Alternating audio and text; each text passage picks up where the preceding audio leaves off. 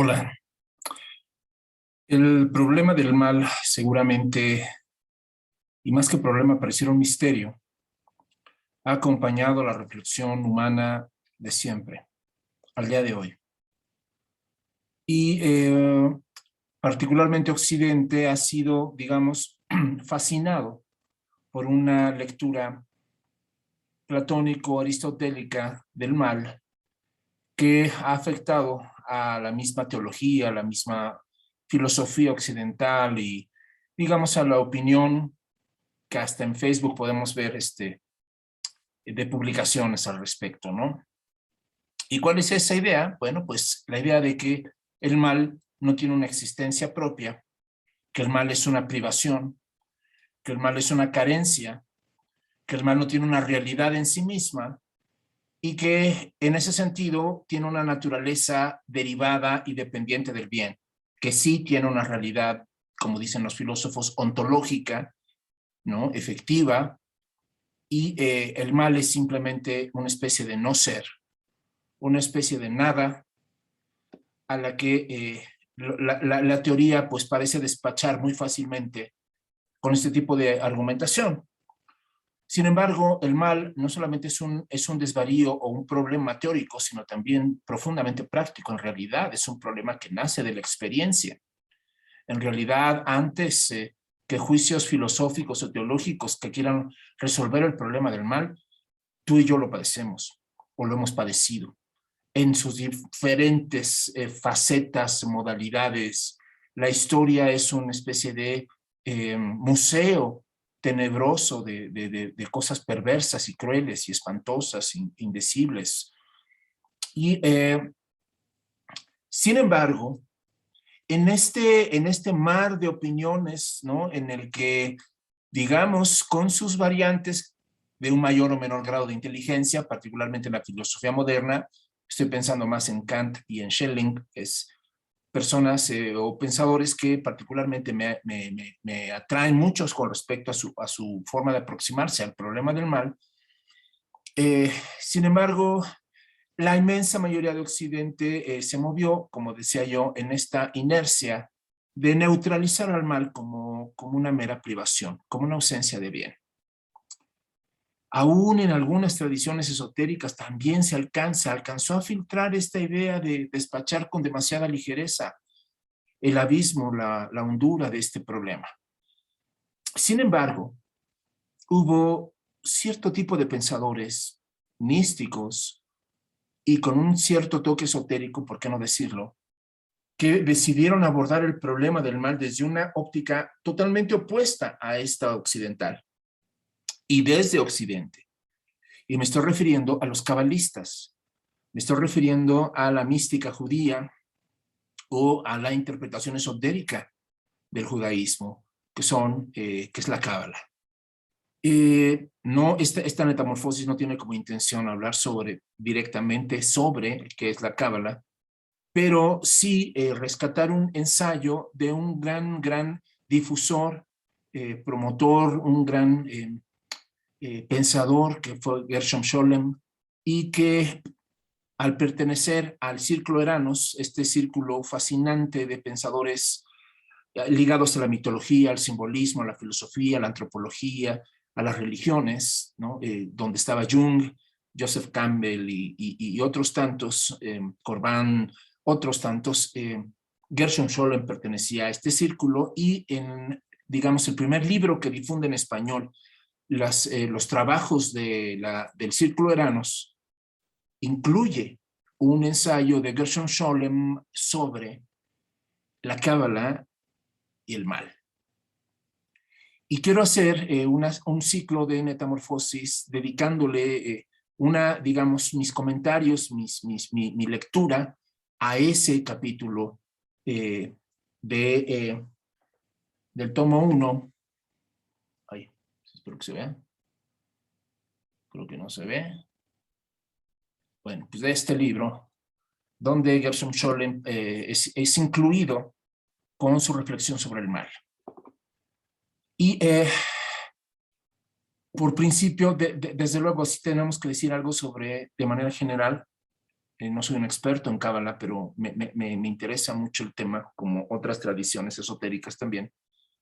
Y tendríamos que decir que la Cábala es una especie de mística del lenguaje, se ha dicho.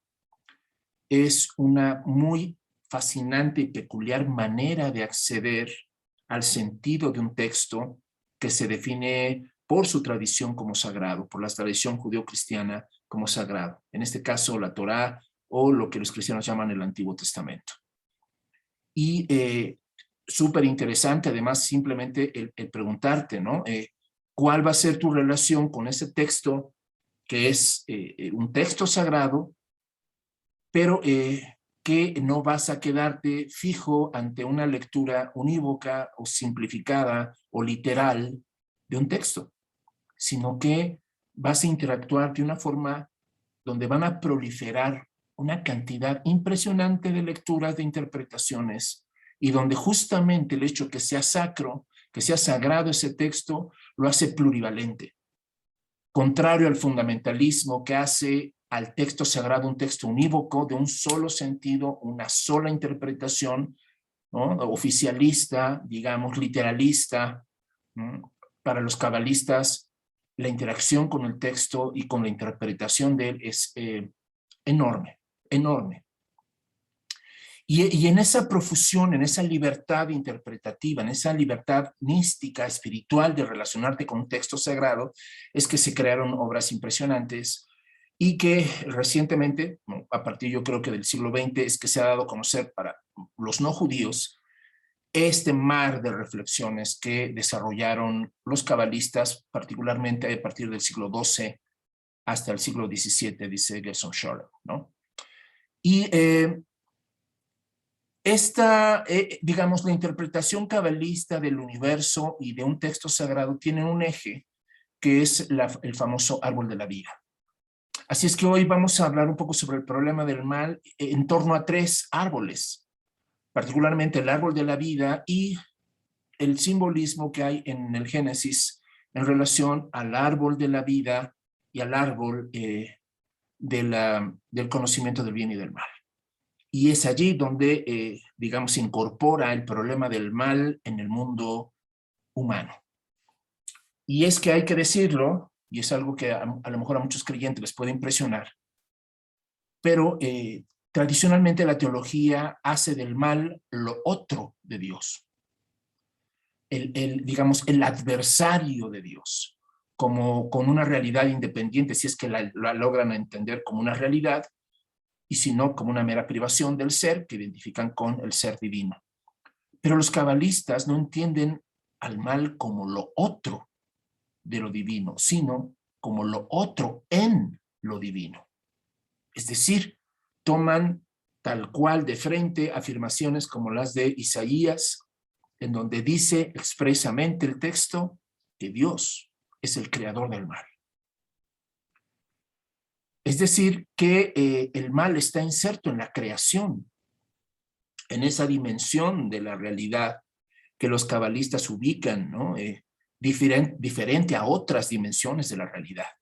Entonces, cuando el texto dice que Dios crea el mal, lo está ubicando en el ámbito de la diversidad, en el ámbito del conflicto o de la tensión de lo diverso, de la pluralidad en relación a la unidad de la que emana esta pluralidad. Y es allí donde los cabalistas hacen una lectura preciosa, interesantísima sobre cómo ellos a través de sus interpretaciones conciben ese acto creador que según ellos es un acto creador que está fundado en una contracción de Dios. Es decir, un Dios absoluto o el infinito, para dar espacio a lo otro de sí mismo y generarlo, tiene que contraerse.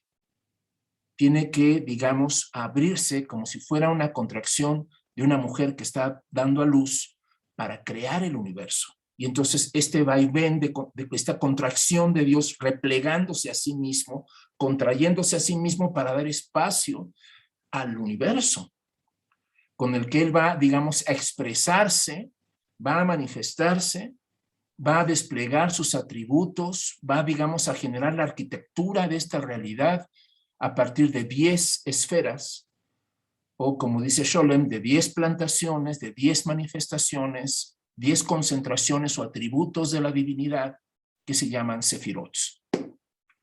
Y entonces ahí viene esta doctrina tan sugerente y tan interesante de las famosas 10 sefirots. Para los cabalistas, el problema, digamos, el reto de entender que el mal está en la creación es implicar entonces implicarlo en qué sefirot, en qué atributo, en qué parte de este digamos, juego de tensiones y de armonías que es el universo, por dónde fue que el mal se hace posible en la realidad, se hace posible en el universo. Todos los cabalistas empezaron a descubrir que en un plano superior hay digamos, 3 grandes cualidades, ¿no? Una que está orientada hacia el amor y otra orientada hacia la severidad, ¿no? Hacia la distinción, hacia digamos, la separación, pero en armonía, en este, digamos, plano que no es anterior a la creación, y que es, digamos, donde podría darse, digamos, el riesgo de que el mal se expresara en el universo. Por esta sefirot, ¿no? La tercera sefirot de Binah. Sin embargo, como ya lo había yo comentado y que Scholem lo expresa también muy bien, es al nivel de la creación, es decir, al nivel donde las tensiones reales efectivas en la multiplicidad de la realidad, es allí donde se puede dar la posibilidad del mal.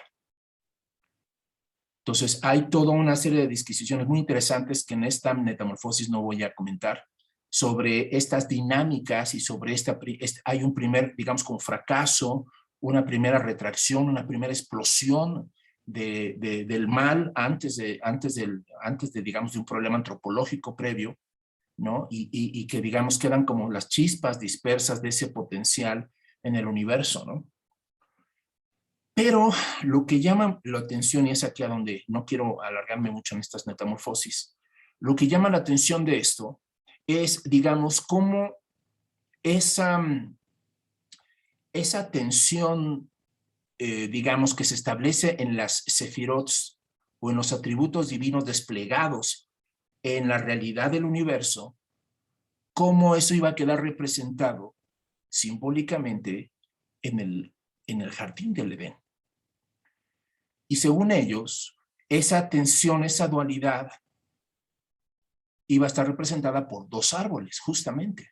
El árbol de la vida, que es el árbol que armoniza, el árbol, digamos, de la unión, el árbol que contiene y que ordena, digamos, la complejidad de la realidad, la vida, contra o frente a el árbol del conocimiento del bien y del mal.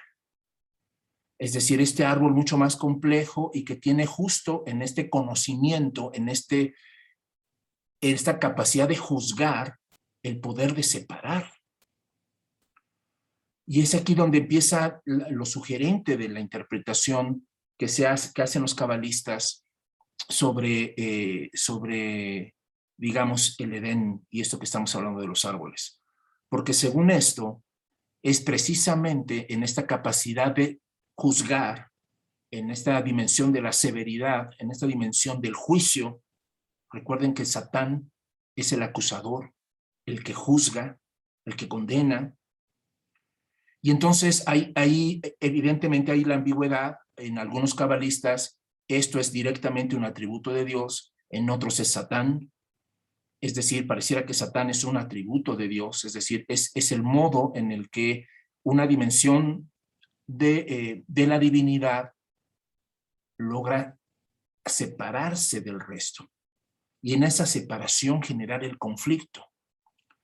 Esta intuición me parece interesante, formidable.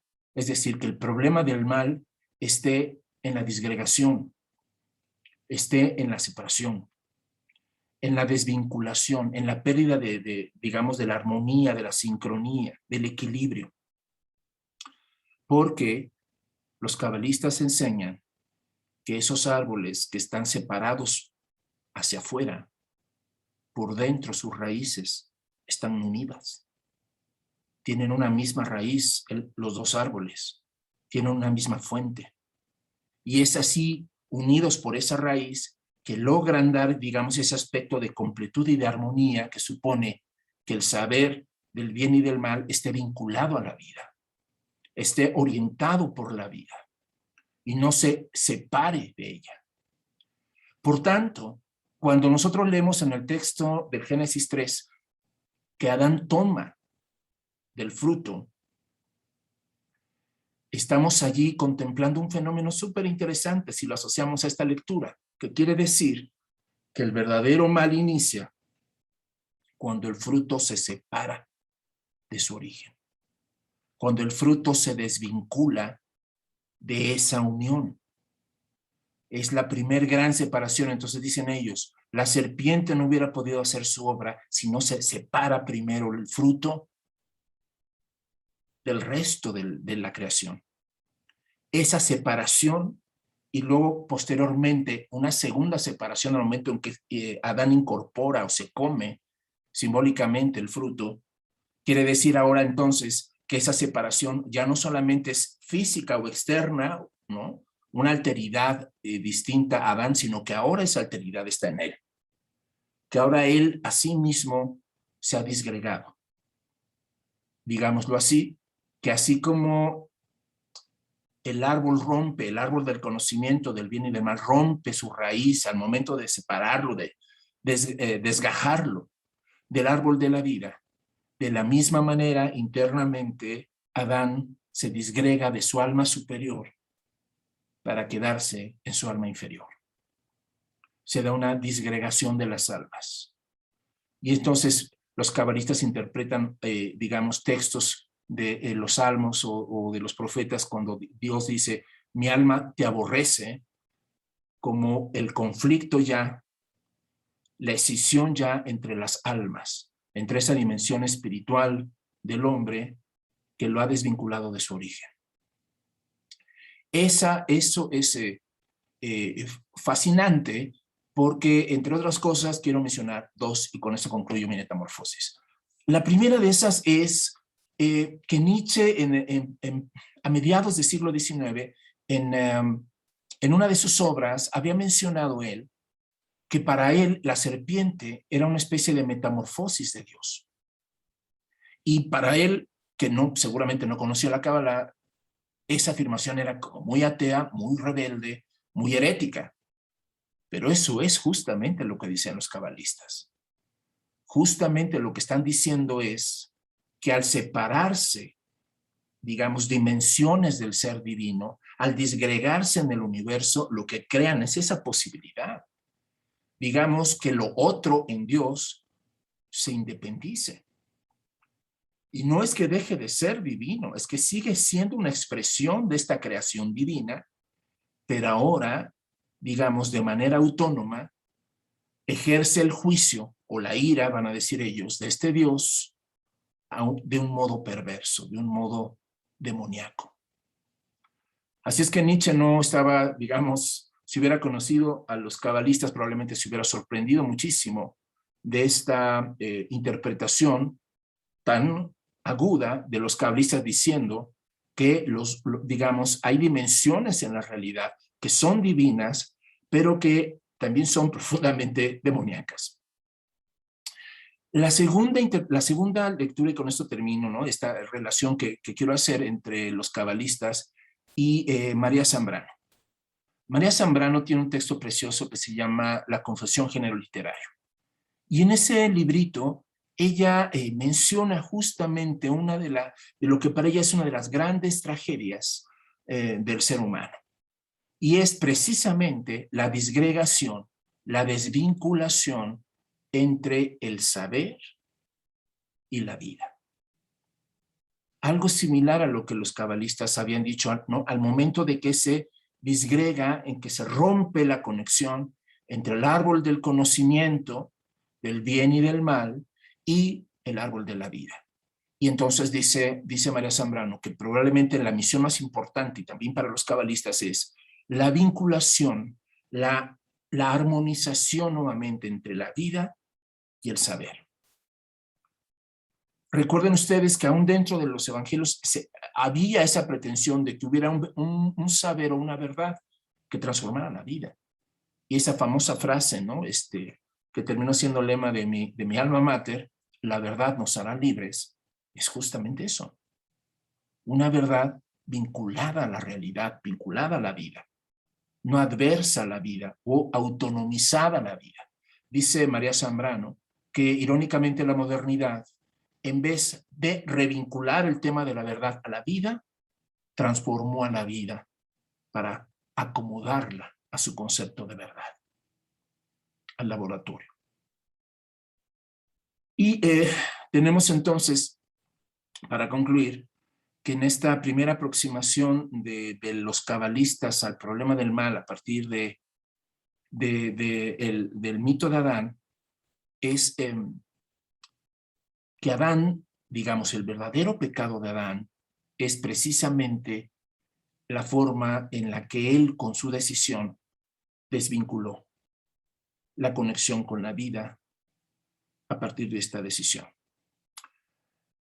Paul Tillich, un gran teólogo protestante del siglo XX, para nada conocido lamentablemente en las iglesias, había dicho que de alguna manera el Edén era una especie de estado de ensoñación, un estado esencial, pero que a partir de esa decisión, de ese salto de la esencia a la existencia, van a decir algunos, es, digamos, que se abre el mundo humano como el mundo donde el bien y el mal están presentes y mezclados.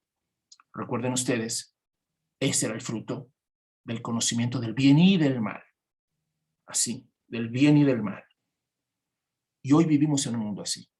Y siempre, precisamente, nuestros enigmas, nuestros problemas, nuestras dificultades éticas, políticas, sociales, antropológicas, están justamente en diferenciar ambas.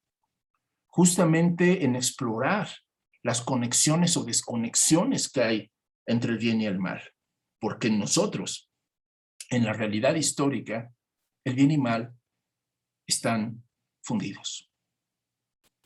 Dicen algunos, vivimos en esa especie de zona gris, en el que tendremos que utilizar toda nuestra inteligencia, toda nuestra compasión, toda nuestra empatía para desbrozar a ese, digamos, fruto arrancado, ¿no?, de la vida misma, que es el problema del bien y del mal. Como ven.